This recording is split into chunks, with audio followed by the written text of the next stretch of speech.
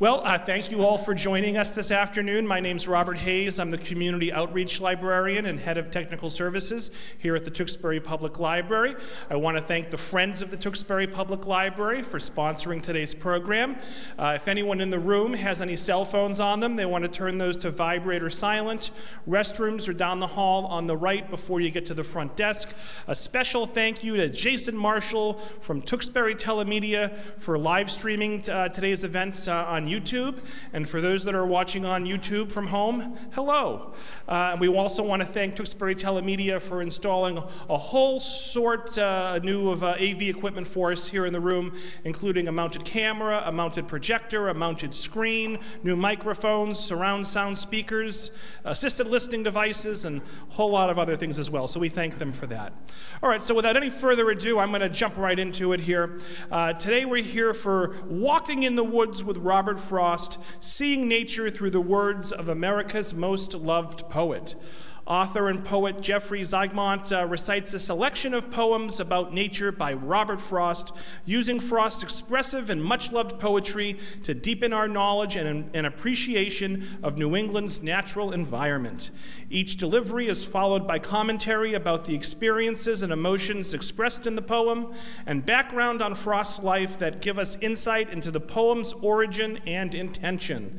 This lively discussion is a celebration of both New England nature and Robert Frost's unique gift for capturing it in poetry. So all 10 of us here live in the room, and hopefully at least another 10 watching live on YouTube, let's give a big round of applause to Jeffrey for coming out this afternoon. And Jeffrey, take it away. Thanks so much. Thanks, Robert. Thanks very much, Robert. Before I begin with an introduction or anything, I was going to do an invitation by Mr. Frost, the poet, the great Robert Frost, visiting a spring, okay, in this case a pasture spring, but just a clear pool out in the field. It's fed by groundwater, so it's clear, fresh water, doesn't rely on rainwater, so it's always there, and invaluable if you have livestock, because livestock need a lot of water. Wild animals might also refresh themselves there, and as a little clear pool, of course, it gets cluttered up with stuff, leaves, blow-ins, whatnot. So if you were to walk through it and stir it up, you know, sediment would come up, bits of broken organic matter, but that would settle down. Robert Frost used this as the front piece, the first poem, in the introduction or invitation it is, of his North of Boston book, his second book, published 1914, more than 100 years ago. So as an invitation, I'm going out to clean the pasture spring. I'll only stop to rake the leaves away and wait to watch the water clear I may. I shan't be gone long, you come too. I'm going out to fetch the little calf that's standing by the mother. It's so young, it totters when she licks it with her tongue. I shan't be gone long, you come too. And that's where we're going. Today, just going to listen to some of Robert Frost's poems, nature poems, and see where they lead us. So by way of introduction, I'm Jeff. Thank you, Robert, for the introduction. I've been here before, which surprises me that Robert's brought me back. I'm a poet myself, a writer and a poet, so I approach Frost a little differently than an academic person might, a scholar, or even a literary critic. I understand or undergo the same process, I guess, and that's how I would approach his poems and anyone's poems. I make no claim of parity with the great Frost. You know, he's a teacher and a mentor, you know, I strive to do a small fraction of what he's done. Robert Frost was born, actually, in San Francisco. Sometimes surprises people because he's very closely associated with New England and he did have roots here. His father had been born in Kingston, New Hampshire, not far from here,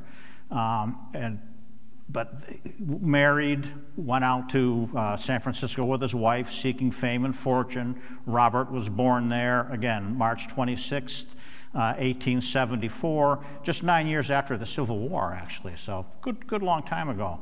But Robert was born there. His younger sister, a couple years later, Jeannie, was born there. Rather than finding fame and fortune, Robert's father, William Prescott Frost, found tuberculosis and died in San Francisco when Robert Frost was age 11, and that's what brought them east to our area. 2 young children, and Mrs. Frost, Isabel Frost, or Belle Frost as she was called, originally Belle Moody, beautiful woman, accomplished, very bright woman, but a woman without any means and 2 young children. They came back here because her husband, her now deceased husband's parents, had done well as his father, Robert Frost's grandfather, had become a mill supervisor in Lawrence. So that's initially where they, where they came back. They had no means, and so they were basically poor, relying a lot on grandfather Frost, again, the husband of, or the father of Belle Frost's husband, late husband, for support. And they kind of struggled pretty much continuously. Belle Frost was a teacher and a good one, but they were for the most part poor people on the lower end of the income scale, and had a hard time making a go of it. They lived for a while in Salem, New Hampshire. They would stay in Lawrence, Lawrence, Massachusetts, and just kind of kick around. And Robert, coming of age, Robert Frost, kicked around a lot too, many different professions, just trying things out and always trying to sidle his way in, establish himself as a poet, which he eventually did, but not after doing a lot of many other different things, including farming. He's kind of associated with farming, a pastoral poet. He wasn't really a farmer. He was a poet trying to make a living doing many different things. So, but when he finally did break in, he eventually did become, obviously, one of the premier poets of America and of the world. I've read that, in Britain, the only American poets they recognize are Walt Whitman and Robert Frost. I think they're a little snooty about it, but they have Shakespeare, so what can we say? So in the introduction, Robert said that, I will follow each poem with a little bit of explanation and whatnot. As much as that, I'll precede each poem with that, because we need to come to the place where this poem is, where we are. It'll help you understand it a little better. I was going to run through the seasons, and I still basically will, but I was going to start with the winter poems, because we've just been through winter, plus Robert Frost wrote an awful lot of winter poems. But, it's so beautiful out right now. The forsythias are as yellow as they can be. Daffodils are up. It's really beautiful, this beautiful time of year. It's spring, so I'm actually going to just deviate a little bit and start with a prayer for spring from Robert Frost's, or a prayer in spring, from Robert Frost's first book, A Boy's Will, published in 1913, first in England, actually, and then back here. And this speaks to us of the moment, being in the moment, being here, like a seize the day. Don't look ahead. Don't worry about the uncertain harvest, which we'll see in August and September and October. Don't worry about the uncertain harvest. Be here today. And also humility. Apple orchards are in bloom. They're not quite yet here, but they're about to be. And when an apple tree's in bloom, it's very, very white, obviously. I've compared trees and some of my flowering trees and some of my own poems, or a poem anyway, to it looks as though it's a single flower, but of course it's many, many thousands of flowers. And a hummingbird, of course, darts and hovers. So in a prayer for spring, Robert Frost tells us, "Oh, give us pleasure in the flowers today, and give us not to think so far away as the uncertain harvest. Keep us here, all simply in the springing of the year. Oh, give us pleasure in the orchard white, like nothing else by day, like ghosts by night, and make us happy in the happy bees, the swarm dilating round the perfect trees. And make us happy in the darting bird that suddenly above the bees is heard, the meteor that thrusts in with needle bill and off a blossom in midair stands still. For this is love, and nothing else is love." the which it is reserved for God above to sanctify to what far ends he will, but which it only needs that we fulfill. At the beginning I said humility. A big part about this poem is humility. We're not in charge. That's kind of what he gets to at the end. The syntax gets a little bit twisted up there in that last stanza, but after that line that opens the stanza, but this is love, for this is love, and nothing else is love. You just have to listen. It's such a beautiful line. The which it is reserved for God above to sanctify to what far ends he will. It's not up to us. What is up to us, but which it only needs that we fulfill, that we recognize and feel that love, that we be in it, that we, again, recognize the happy bees, the swarm dilating round the perfect trees. So it's a wonderful prayer for spring. Where I was going to start and will start is Frost's most famous, I think most well-known poem. It's an expression of really perfect silence and perfect solitude. But commitment and engagement brings the poet back. And this, of course, is stopping by woods on a snowy evening. I'm amazed by this poem. And I'll say, I was going to save this for after the poem, but I'm amazed by this poem. School children memorize this, young school children, used to anyway. I hope they still do some of that in school. But yet it is because it's so simple, but yet it is so perfect and complex a poem that I'll read it and just be stunned. And how did this guy do this? Whose woods these are, I think I know. His house is in the village, though. He will not see me stopping here to watch his woods fill up with snow. My little horse must think it queer to stop without a farmhouse near, between the woods and frozen lake, the darkest evening of the year. He gives his harness bells a shake to ask if there is some mistake. The only other sound's the sweep of easy wind and downy flake. These woods are lovely, dark and deep, but I have promises to keep and miles to go before I sleep, and miles to go before I sleep. In Frost's lifetime, it's just so beautifully melodic. It's been described as metrically perfect, and meter is the construction of a poem, what makes it sound the way it does. But it's been described, and I agree, as metrically perfect. But it's been, as critics have interpreted it, as contemplation of suicide. He wants to stay there and die. Frost vehemently disagreed with that interpretation through his life, and I would agree with Frost. As an artist, he would be drawn to that perfect sense of solitude. He would be in that and want to remain, but obligations and commitments would draw him out. I have promises to keep. Frost had 4 children who survived. He had 7 in total, but 3, well, 1 died as an adult, 2 died as infants, and 1 was a miscarriage.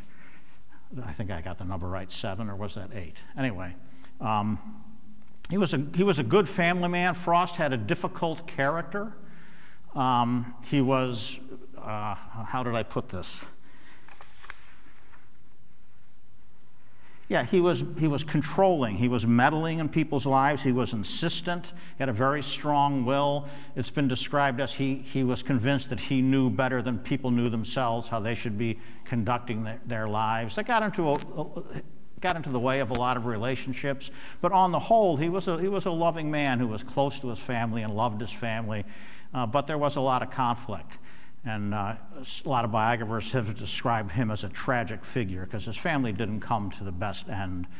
His son, Carol, shot himself in the head, suicide, obviously. He had a daughter who died of sepsis following childbirth or complication from childbirth. Another of his daughters basically was institutionalized. They had his first child, Elliot, died at age 3. A lot of tragedy in his life, but he loved his family and he did a lot for them. And we get that sense of commitment at the end of stopping in the woods on a snowy evening. Another poem that I think metrically is just wonderful looking for a sunset bird in winter. In some ways, real similar to stopping by woods. It gives us hope over despair. Now, it's evening. It's frigid, right? And we felt some of that this winter. We had some very cold days.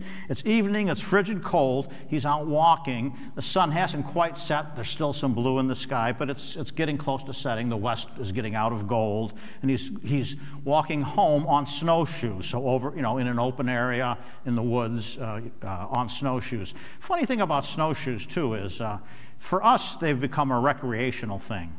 But if you're walking in deep snow, virgin snow that isn't hard enough to support you, depends on the quality of the snow. They're pretty much essential, and they're not easy to walk in. If you're walking in virgin snow and snowshoes, you can still go in 10 inches deep and have to pull your foot out. But so it's a plod, and we kind of don't appreciate that today with snowshoes that become recreational. But anyway, he is shooing home across the white, as we'll see, and looking for a sunset bird in winter. The west was getting out of gold. The breath of air had died of cold. When shooing home across the white, I thought I saw a bird alight. In summer, when I passed the place, I had to stop and lift my face. A bird with an angelic gift was singing in it sweet and swift. No bird was singing in it now. A single leaf was on a bough, and that was all there was to see in going twice around the tree. From my advantage on a hill, I judged that such a crystal chill was only adding frost to snow as gilt to gold that would not show. A brush had left a crooked stroke of what was either cloud or smoke. From north to south across the blue, a piercing little star was through. That piercing little star is hope. As desolate as he describes things, the gold of the sunset is almost gone. It's so frigid that it's like putting gold plate on gold. You wouldn't do it because gold is already showy enough, which is adding frost to snow. But from north to south across the blue, the piercing little star was through. Again, hope. A very beautiful poem. Still in winter, the woodpile, a little longer poem, speaks of abandonment. Abandonment runs through this whole poem. It's pretty remarkable. In this case, we're going to encounter clematis, which is a vining plant. And it's a garden plant. A lot of people who garden will grow, cultivate clematis, but it's also a wild plant here in New England. And it's a vine, and like any vine or any, most deciduous plants in New England, well, all deciduous plants, that's a definition of deciduous, it's going to lose its leaves. So you're just going to see tendrils or strings of the vine in the winter. Runner tracks to frost would be the equivalent to what we would see as tire tracks if there was some work going on out in the field or out in the scrub. A pickup truck might have been there. You'd see tire tracks. The runner would be just that, runners, like on a sleigh, but in this case on a work wagon. They'd be wider, give it more buoyancy. And remember that decay, rotting, produces heat. Any gardeners who compost, you know your compost pile can actually throw off quite a lot of heat when it's working well, when it's rotting well. But the little microorganisms that eat and make matter decay, they emit heat. So rotting actually is kind of a heating process. So the wood pile, all about abandonment. Still in winter. Frost wrote a lot about winter. Out walking in the frozen swamp, one gray day I paused and said, I will turn back from here. No, I will go on farther, and we shall see. The hard snow held me, save where now and then one foot went through. The view was all in lines straight up and down of tall, slim trees, too much alike to mark or name a place by, so as to say for certain I was here or somewhere else. I was just far from home. A small bird flew before me. He was careful to put a tree between us when he lighted, and say no word to tell me who he was who was so foolish as to think what he thought. He thought that I was after him for a feather, the white one in his tail, like one who takes everything said as personal to himself. One flight out sideways would have undeceived him. And then there was a pile of wood, for which I forgot him, and let his little fear carry him off the way I might have gone, without so much as wishing him good night. He went behind it to make his last stand. It was a cord of maple, cut and split and piled and measured 4 by 4 by 8, and not another like it could I see. No runner tracks in this year's snow looped near it, and it was older, sure, than this year's cutting, or even last year's or the years before. The wood was gray, and the bark warping off it, and the pile somewhat sunken. Clematis had wound strings round and round it like a bundle. What held it, though, on one side was a tree still growing, and on one a stake and prop, these latter about to fall. I thought that only someone who lived in turning to fresh tasks could so forget his handiwork on which he spent himself, the labor of his axe, and leave it there far from a useful fireplace to warm the frozen swamp as best it could with the slow, smokeless burning of decay. Abandoned woodpile. Curiously, in this poem, Frost himself is abandoning. Out walking in the frozen swamp one gray day, I paused and said, I will turn back from here. It's funny to start a poem with such indecision. No, I will go on farther, and we shall see. And then he says, the hard snow held me, save where now and then one foot went through. It's almost like he's being encouraged to go on. The view was all in lines, straight up and down of tall, slim trees, too much alike to mark or name a place by, so as to say for certain I was here or somewhere else. I was just far from home. So he's actually doing abandoning too, going out farther. So it's interesting, the theme of abandonment, how it runs through this poem. Now, in an old man's winter night, isolation is kind of the overriding theme, the message we get from it. But, in a peaceful way. I think there's a sense of resignation in this, which hopefully we'll see when I get through it. Now, we don't see this as much anymore, but frost will form, when it's cold outside, when it's freezing outside, frost will form on the inside of windows in a house. We see it less now because windows have become so improved. We have double panes of glass and they're argon filled and all this. But back when you had just a single pane of glass, very often the cold outside would create frost inside from the humidity in a house. And that would be beautiful, crystalline patterns, almost like little stars all over these panes of glass. A lamp in Frost's time was an oil lamp, a lamp. So that it was an actual flame, nothing like our electric lights, of course. A lot of anachronisms. It's sometimes helpful to understand, the differences of what we're being told with what we're imagining or what we're picturing in our minds. But it would have been an oil lamp in Frost's time.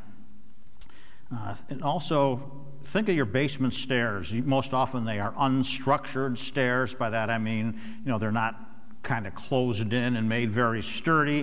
There's a very hollow sound typically as you walk up, clump, clump, clump, almost beating on a box.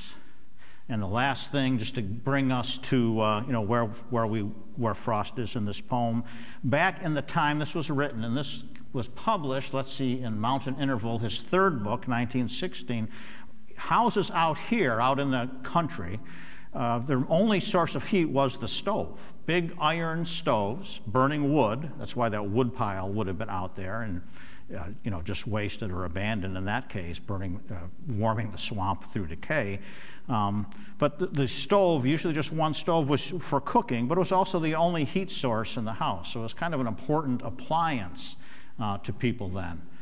And you had to burn wood. The old man's winter night, all out of doors, looked darkly in at him through the thin frost, almost in separate stars that gathers on the pane in empty rooms. What kept his eyes from giving back the gaze was the lamp tilted near them in his hand. What kept him from remembering what it was that brought him to this creaking room was age. He stood with barrels round him at a loss, and having scared the cellar under him in clomping there, he scared it once again in clomping off, and scared the outer night, which has its sounds familiar, like the roar of trees and crack of branches, common things, but nothing so like beating on a box. A light he was to no one but himself, where now he sat, concerned with he knew what, a quiet light, and then not even that. He consigned to the moon, such as she was, so late arising, to the broken moon, as better than the sun in any case for such a charge, his snow upon the roof, his icicles along the wall to keep, and slept. The log that shifted with a jolt once in the stove disturbed him, and he shifted and eased his heavy breathing, but still slept. One aged man, one man can't keep a house, a farm, a countryside, or, if he can, it's thus he does it of a winter night. So this old man, living alone, obviously or apparently, there's a peaceful resignation. The log that shifted with a jolt once in the stove disturbed him, and he shifted and eased his heavy breathing, but still slept. So there's a peacefulness there, but it's also just the isolation of this old man who can't really keep his house unless he just gives it to winter and accepts where he is and the way things are. I think this is the last winter poem, the onset. Redemption is the overriding theme of this.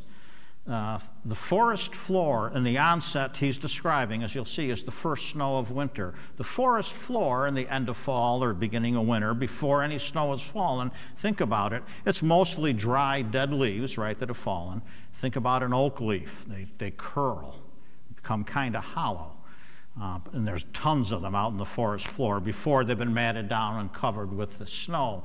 The first snow that comes may often be kind of icy. You know, it hasn't become cold. The coldest part of winter hasn't set in. So that first snow might be kind of, more pellet-like than flaky-like. That beautiful, beautiful description of stopping by the woods, easy wind and downy flake.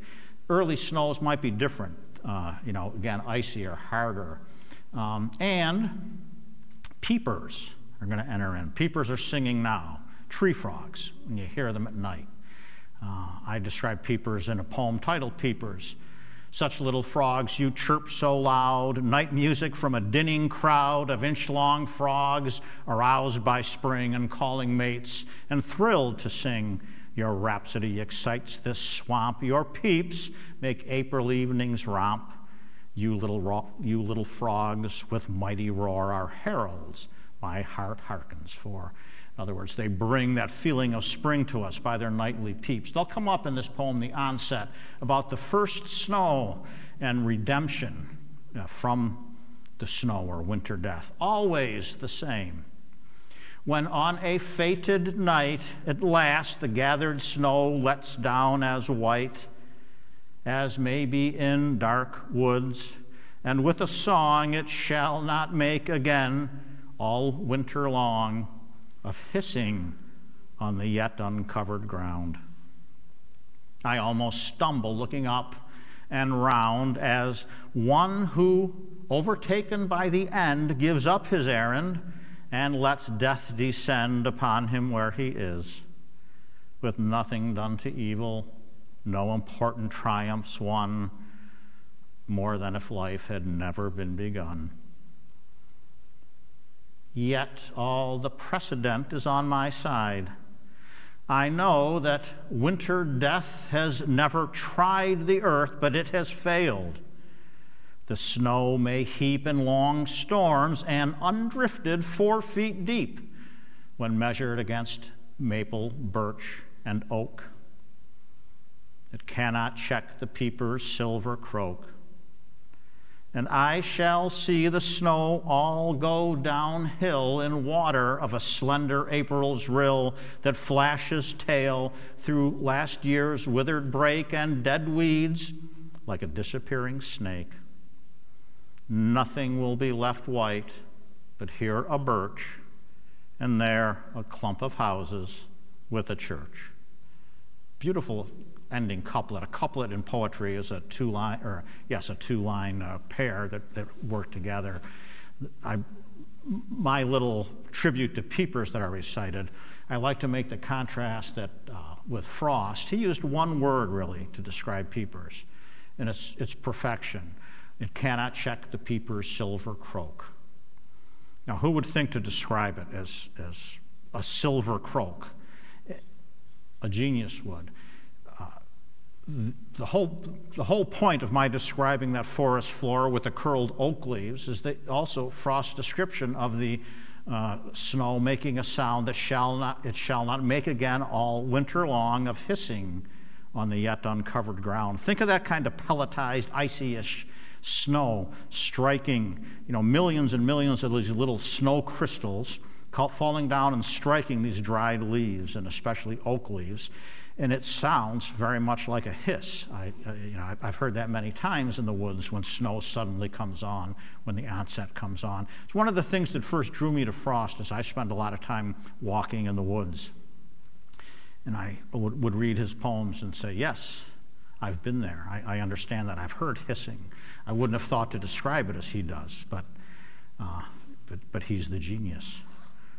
Hyla Brook, acceptance, really. Accepting things and loving things as they are for what they are. Hyla Brook is really a spring seep. It's not a brook.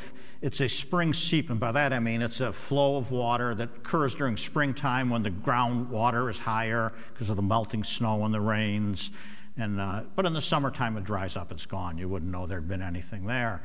But it was an actual little rivulet, little water that would run in the spring beside the Frost's home, or off a ways from the Frost home and their dairy farm. And the family loved the place. They named it Hyla Brook. They would spend time there, again, just enjoying nature, Robert and his wife Eleanor and their children.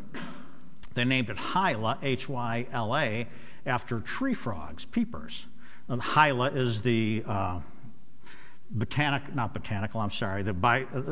Latin name for a tree frog. It's the genus Hyla, or anyone that knows a little bit more about biology can help me out. But anyway, a Hyla is what a scientist would call a tree frog, and they named this Hyla Brook. But again, it wasn't a brook at all. It was a spring seep. And also, jewel weed is a common wild flower here. It's actually a wild impatient. A lot of us will grow impatiens. They're a nice flower to grow in our gardens or in pots because they do very well in shade and they flower very profusely. They're kind of succulent, though. They take a lot of water. The stems are weak. They'll break easily. Jewel weed, or wild impatient, doesn't flower anything like our domestic plants, but it does flower, usually orange, yellow flowers. So, describing Hyla Brook, Robert tells us, by June, our brooks run out of song and speed. Sought for much after that, it can be found either to have gone groping underground and taken with it all the Hyla breed that shouted in the mist a month ago, like ghost of sleigh bells and a ghost of snow, or flourished and come up as jewel weed weak foliage that's blown upon and bent even against the way its waters went. Its bed is left a faded paper sheet of dead leaves stuck together by the heat, a brook to none but who remember long. This, as it will be seen, is other far than with brooks taken otherwhere in song. We love the things we love for what they are. At the end, again, the syntax gets a little bit tangly. This, as it will be seen, is other far than with brooks taken otherwhere in song. You would expect a poem about something grand, you know, but this Hyla Brook's not Niagara. It's not even really a brook. Again, as I said, it's a spring seep. But we love the things we love for what they are. It's acceptance. The family loved it. It was part of their life out there on the farm and dairy. And this is actually also one of Frost's favorite most famous poems, I think, because of that ending. Simple, simple line, we love the things we love for what they are. Does not have to be more. It's ours or it's mine, and I love it. We love it. Another of his most famous, celebrated poems is Birches. Birch is very supple wood, alive or dead. It's supple wood.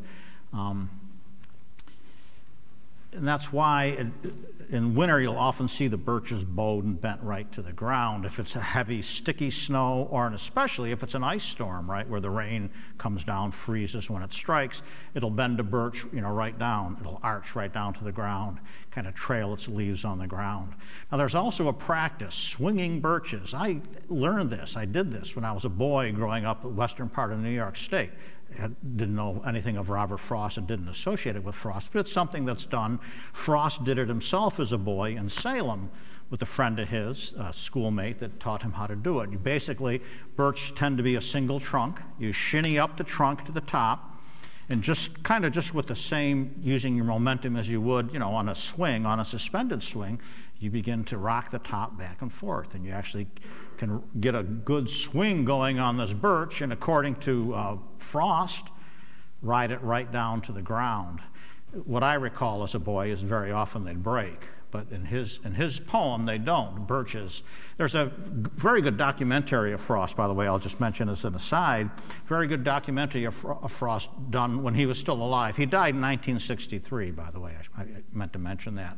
But when he was still alive, WGBH did this nice documentary. But as part of it, they did this person on the street interview where the interviewer went out and asked a few people, what's your favorite poem by Robert Frost? These were looked to be mostly college-age people. And I think 3 answered. The first 3, maybe 4, answered Birches, Birches, Birches. And the last person they asked, what's your favorite poem by Robert Frost? A young man, and he says, who? So not everyone is into poetry. When I see birches bend to left and right across the line of straighter, darker trees, I like to think some boy's been swinging them. But swinging doesn't bend them down to stay like ice storms do.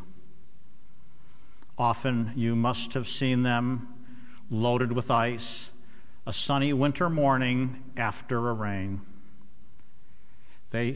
They click upon themselves as the breeze rises and turn many colors as the stir cracks and crazes their enamel.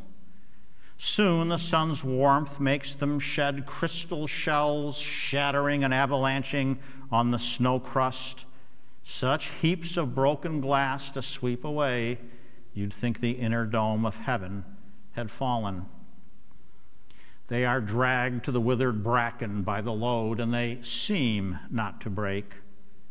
Though once they are bowed so low for long, they never right themselves.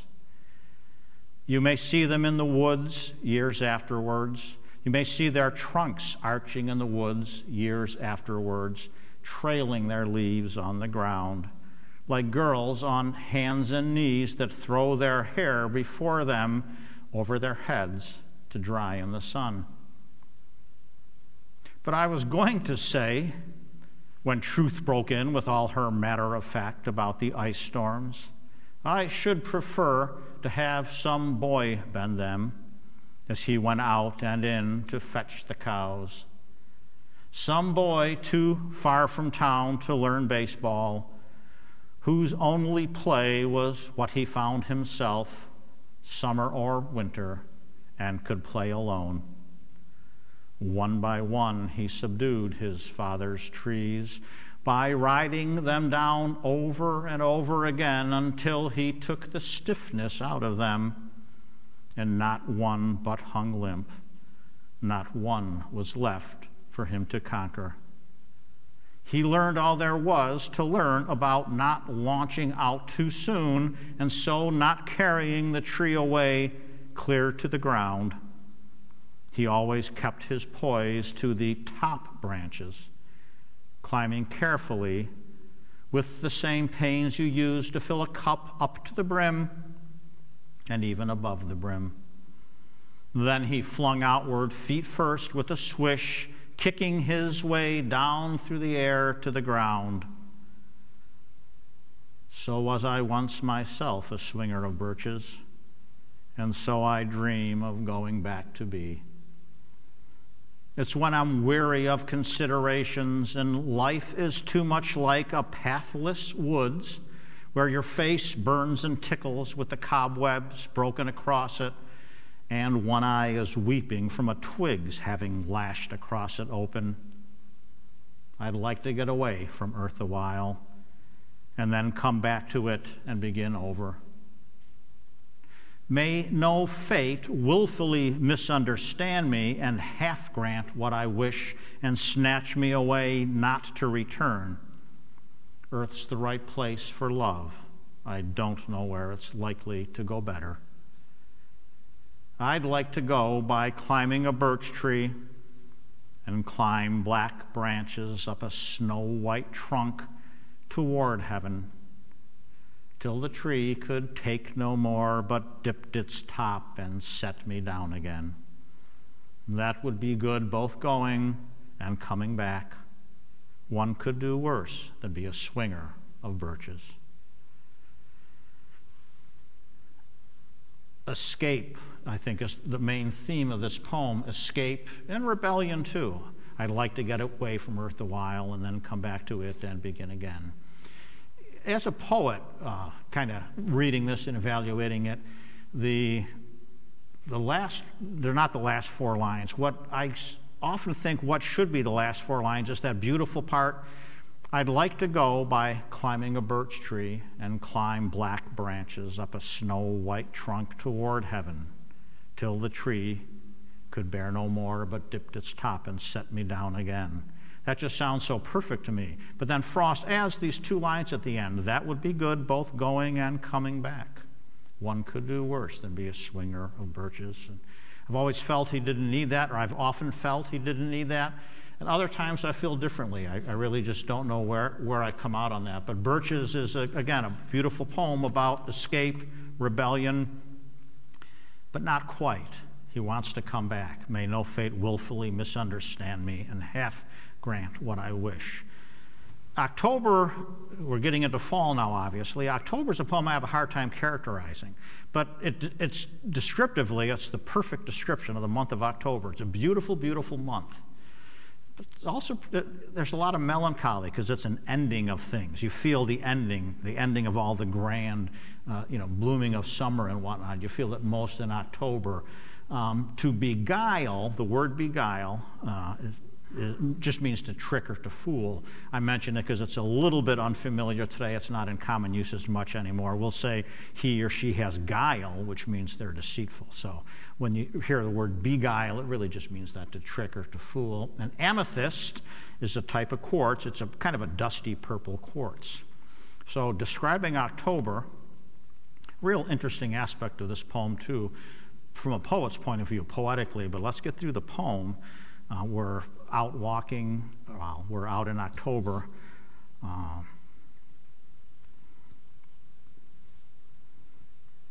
If I let my mind go someplace, sometimes I need to bring it back. Oh, hushed October, morning mild, thy leaves have ripened to the fall. Tomorrow's wind, if it be wild, should waste them all. The crows above the forest call, tomorrow they may form and go. Oh, hushed October morning mild, begin the hours of this day slow. Make the day seem to us less brief. Hearts not averse to being beguiled, beguile us in the way you know. Release one leaf at break of day. At noon, release another leaf, one from our trees, one far away. Retard the sun with gentle mist, enchant the land with amethyst. Slow, slow. For the grapes' sake, if they were all, whose leaves already are burnt with frost, whose clustered fruit must else be lost, for the grapes' sake along the wall. The third or fourth line of this, we have the crows gathering to migrate. And I thought he was wrong because I see crows all winter. So I looked it up. And actually, crows are considered semi-migratory. Some do migrate and some stay. It kind of depends on their family structure and how they've established themselves with their nesting area. But the crows are somewhat migratory.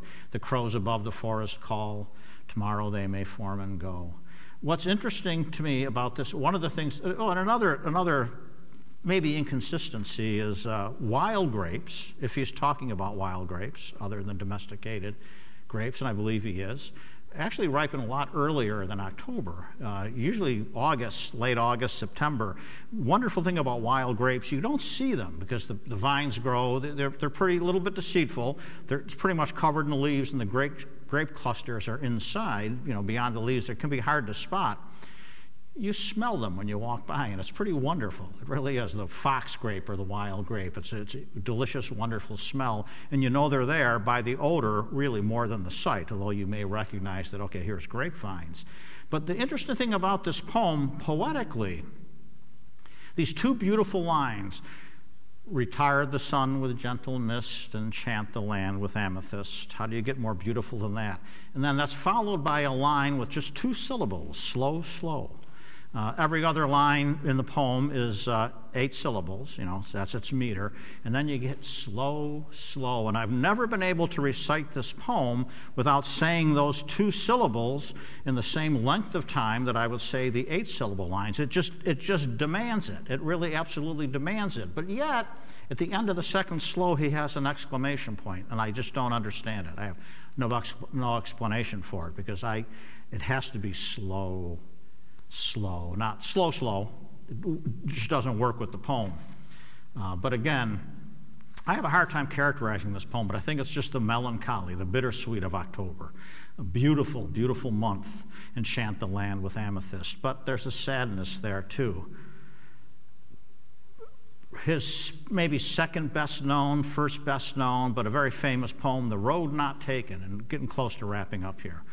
But The Road Not Taken is a poem that some people, I've run into people while talking and whatnot, who actually have adopted it as kind of an anthem, their own personal anthem. And they take it to be a poem about individualism and independence, going your own way, not following the crowd, the road not taken. And it is. That's a valid interpretation. But to be honest, there's so much ambiguity in this poem, which we'll point out, that you can interpret it the entirely opposite way, and that's not the way to go. And maybe you should be a little more intermeshed with the crowd. So it turns out, I think finally there's a cautionary aspect to it, as well as that, be your own man or be your own woman aspect to it. But the road not taken. I've run into people too who say, well, no, the title of the poem is The Road Less Traveled, which is a line.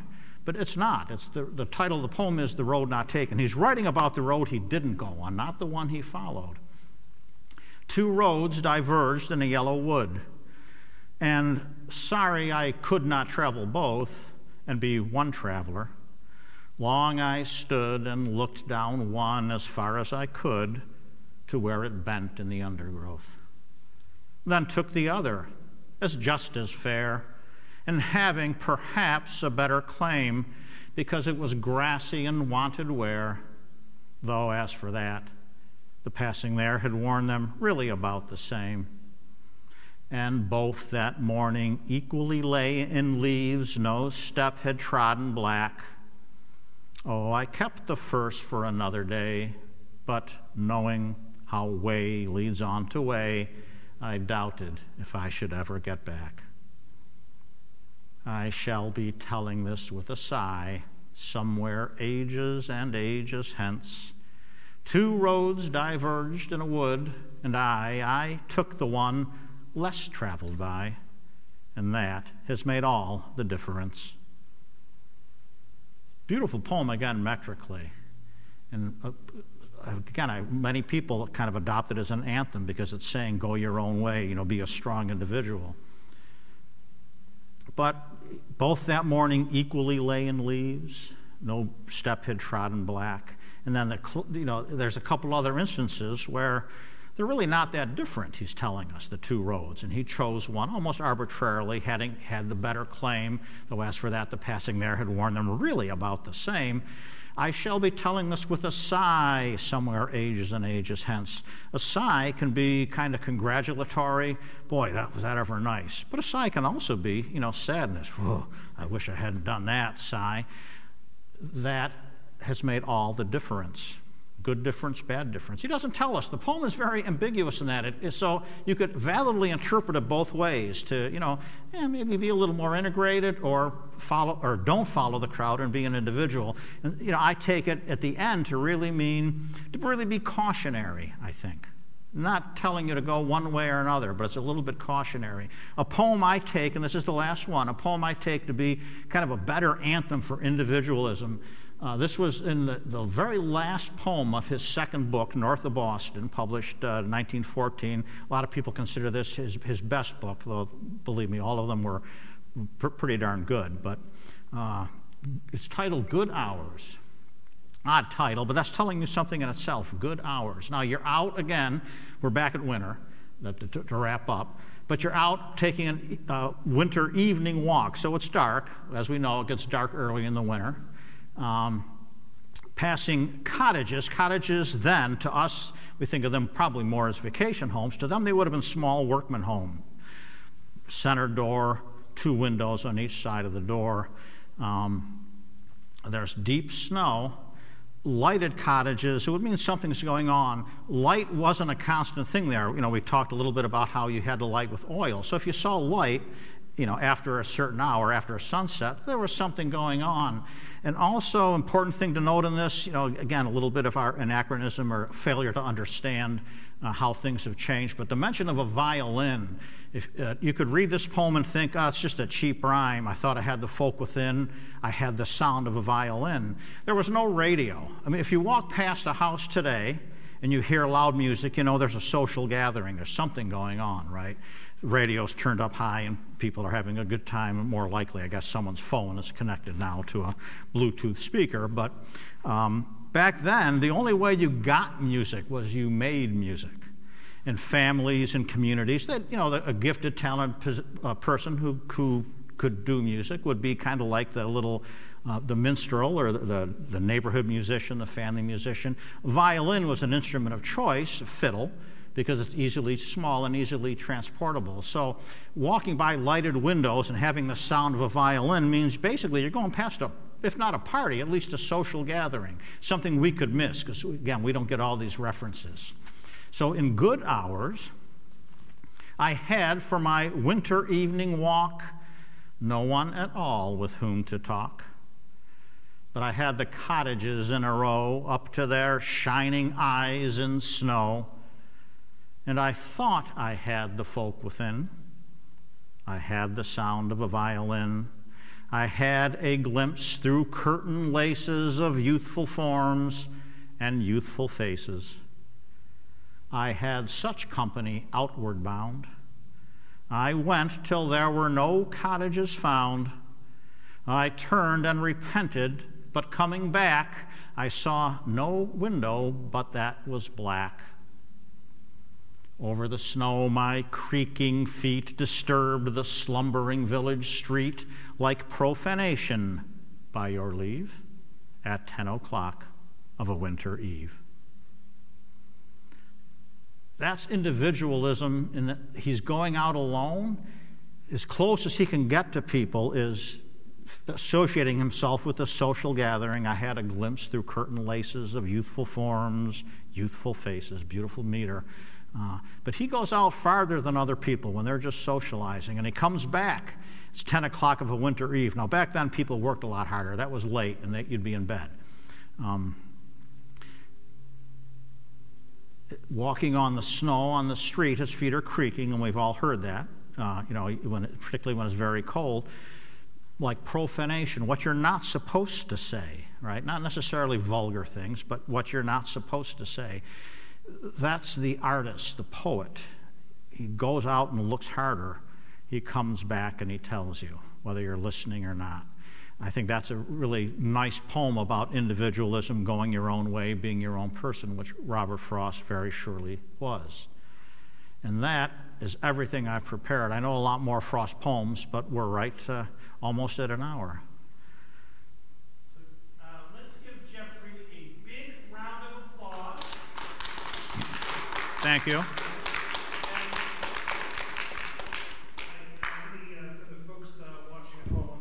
On. I want to be respectful of everyone's time, but does anyone have any questions for Jeffrey? We can take maybe 5 or 10 minutes of questions. If anyone wants to leave, I'm fine. It's not being rude, but if anyone wants to stay and chat and ask questions, I'm fine too. We can take a solid 5 minutes of questions. Anyone have any questions about Jeffrey or about Robert Frost? Anything you you heard today that maybe you have a question on, or something you always wondered about Robert Frost? And I'm gonna play the mic runner, because we had at one point 12 people watching on YouTube. This gets me excited, Jeffrey. So let me make sure the people on YouTube can hear us. It's not a question. The road not traveled. It's yes. actually written on the Derry Rail Trail up in New Hampshire. Was it written? You can walk it. You can bike it. Yeah, I had to get off my bike just to read it. Oh, you mean it's there? Yeah. Oh, really? I didn't know that. I ride that on my bike. Do you know when it was posted, when it appeared? I think in the last couple of years. Okay, yeah, I hadn't noticed it, but that's interesting. If you're going from Wyndham to Derry, right, and you go past the water, you go up the hill a little bit to the right, and you go down that next steep hill, it's on that hill. Okay, I'll make a point of looking for that. It's almost bicycling season, and we will be riding the Derry Rail Trail, and that's getting near his home, his dairy farm. The farm in Derry, not D-A-I-R-Y, although he did have one cow. Any other questions for Jeffrey? Yes, sir. Walking by the woods on a snowy evening, do you have any idea where that was the way talking about? His fourth book was titled New Hampshire. And the title poem of that is a very long poem that kind of compares New Hampshire and Vermont. He wrote the poem while he was living in Vermont. After he lived in Derry for like 11 years, went to England for a few years with his family, lived up in Franconia, New Hampshire for about 5. Then he began going out to universities where he would have a position, and he moved his family down to the Bennington, Vermont area. And that's where he was when he wrote that poem. Now, many of Frost's poems come out of, I think, his Derry years. I was starting to say, the way that poem came about, according to Robert Frost, was he finished this very long poem. He would work very late at night. He and sleep large parts of the day. But he finished this very long poem, New Hampshire, and then it just came out of him, stopping by woods on a snowing evening. He said it just came out of him. It's a very short poem, but again, metrically in a lot of ways, very perfect. That simplicity, it's so perfect. Where was he describing? That's I've never seen anything that tells us where he was, but it could have been innumerable places. I suspect, as with a lot of his poems, the spirit that he presents in the poem comes out of his Derry years. And who wants to have the last question? Or perhaps that was it. All right, so let's give Jeffrey one more round of applause. I want to thank the Friends of the Tewksbury Library for sponsoring. I want to thank Tewksbury Telemedia for broadcasting it live on YouTube. And I want to most importantly thank the live audience, our first Saturday live audience in about 27 months. So thank you all for coming. And I hope everyone has a nice day.